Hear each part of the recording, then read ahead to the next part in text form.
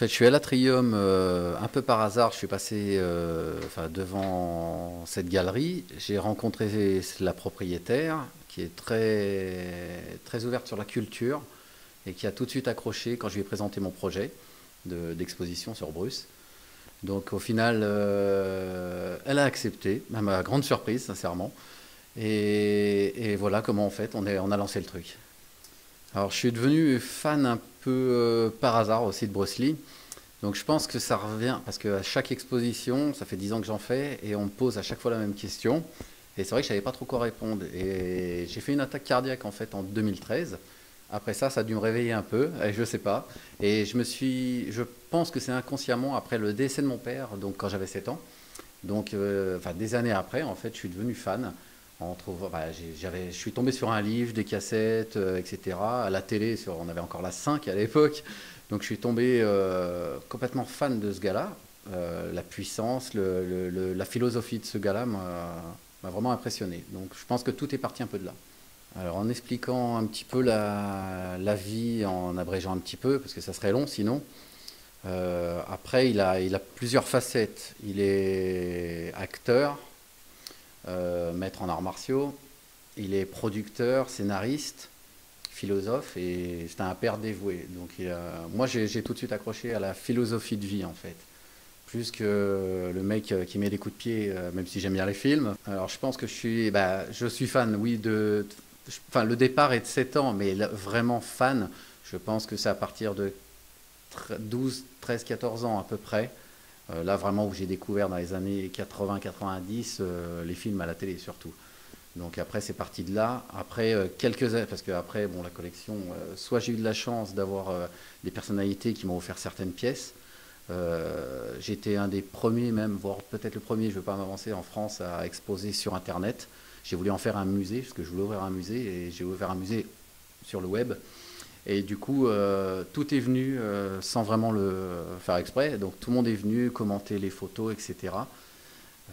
Donc enfin voilà, à peu près ça a démarré ouais, dans les années 80-90. Et après, dans les années 2000, quand je pouvais peut-être un peu plus financièrement, forcément, j'ai pu me permettre d'avoir des figurines plus rares, des grandes statuettes, etc. Et c'est là que les autographes ont suivi. Enfin, j'ai plein de choses. Ouais, c'est vrai qu'on voit pas ce qui se passe derrière. Oui, un peu, c'est comme le montage d'une exposition, etc. C'est tout un travail. La preuve, cette expo-là, il y en a plus de 2 semaines d'installation. Sinon, je trouve certaines pièces quand même sur Internet. Maintenant, ça aide beaucoup. Soit avec des collectionneurs privés, soit certaines ventes aux enchères, alors plus aux États-Unis ou Hong Kong, ou encore des personnalités justement qui m'offrent l'opportunité de soit y vendre des choses ou carrément m'en donnent des fois. Donc j'ai cette chance, comme j'ai récupéré une des lettres écrites de Bruce Lee, de la main de Bruce Lee, pour son meilleur ami Leftaki Kimura. J'ai des cartes de membres de sa première école. J'ai l'acteur Bob Wall qui a joué dans Opération Dragon avec lui. J'ai pu avoir l'écusson aussi du film Opération Dragon. Enfin, plein de choses comme ça en fait. Donc le web et les personnalités et les ventes aux enchères. Alors, je présente, oui, toujours qu'une partie, parce qu'autrement, il faudrait au moins 500 mètres carrés pour exposer.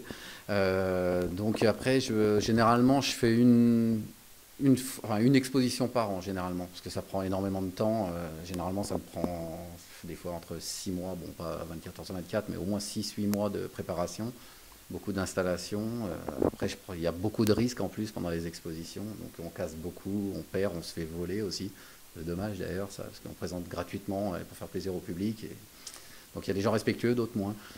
Alors, la toute première pièce que j'ai pu avoir, parce que c'est vrai qu'il faut démarrer par quelque chose, donc j'ai eu des premiers livres, il y avait beaucoup de livres à l'époque, de René Château, donc, qui diffusait beaucoup.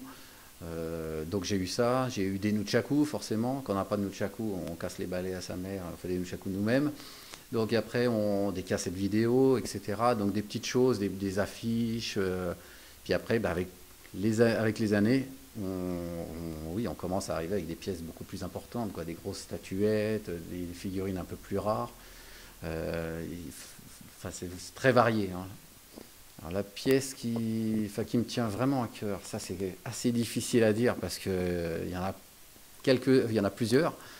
C'est vrai que j'ai démarré avec une figurine du jeu de la mort. C'était le premier modèle de l'artiste Arnie Kim, d'un Hongkongais. J'ai eu celle-ci. Après, actuellement, je vais le citer parce que c'est un artiste aussi qui a fait le visage de ma statue grandeur nature. Donc j'ai fait la statue grandeur nature, mais le visage a été fait par Joe, donc aux États-Unis. C'est Godeking Studio. Donc il y a un véritable artiste. Il fait pas que ça d'ailleurs. Il fait Michael Jackson, il fait Schwarzenegger, etc. Donc c'est des pièces comme ça qui me tiennent à cœur. Ou la lettre forcément de Bruce Lee. J'ai pu me permettre à une époque, je pourrais plus me permettre, c'est pour ça que je n'achète plus. Et en même temps, je suis même content de plus vraiment acheter parce que c'est pour ça que j'ai décidé il y a quelques années quand même de, de faire plus plaisir aux gens parce que c'est vrai qu'il y a beaucoup de collectionneurs quand même en tout genre. Et c'est vrai que malheureusement, on voit pas assez de collectionneurs dans les conventions ou dans des galeries d'art par exemple. Parce que c'est vrai qu'il y a beaucoup de risques, etc. Ça prend du temps. Donc j'ai voulu me concentrer plus à investir de temps en temps ou m'aider maintenant un peu plus parce que financièrement c'est plus compliqué maintenant. Donc à prendre des sponsors qui aident des fois à financer une partie de l'exposition pour pouvoir payer par exemple le lieu, etc., la location des camions pour le transporter, etc. Donc je préfère mettre l'argent maintenant là-dedans et faire plaisir aux gens. Comme j'expliquais précédemment, en fait mon livre je l'ai écrit suite à une attaque cardiaque. Pourtant, je me suis jamais dit que j'allais écrire un livre déjà. Et en fait, c'est pas un livre sur Bruce, c'est une autobiographie à travers ma passion. Donc, on y retrouve effectivement donc toute ma collection, tous mes événements, mon passé personnel, une partie bien sûr. Donc, on peut retrouver des photos, des textes. Je viens de faire la deuxième édition qui est sortie en mars 2019, donc qui est beaucoup plus complète, qui a 460 pages. J'ai les deux plus grands historiens sur Bruce Lee qui ont participé à quelques pages, parce qu'ils savent très bien. Là, j'ai beaucoup de soutien de la famille à Bruce Lee, des amis à Bruce Lee, etc. Et des artistes qui ont joué dans ces films. Donc vous retrouvez ça sur Itinéraire d'un collectionneur. Bon, c'est une nouvelle expérience, j'aime bien tester des nouvelles choses. Chaque année, je fais quelque chose de différent. Là, c'est encore quelque chose de différent. Donc j'espère que ça plaira au public. L'entrée est complètement gratuite, donc venez avec plaisir.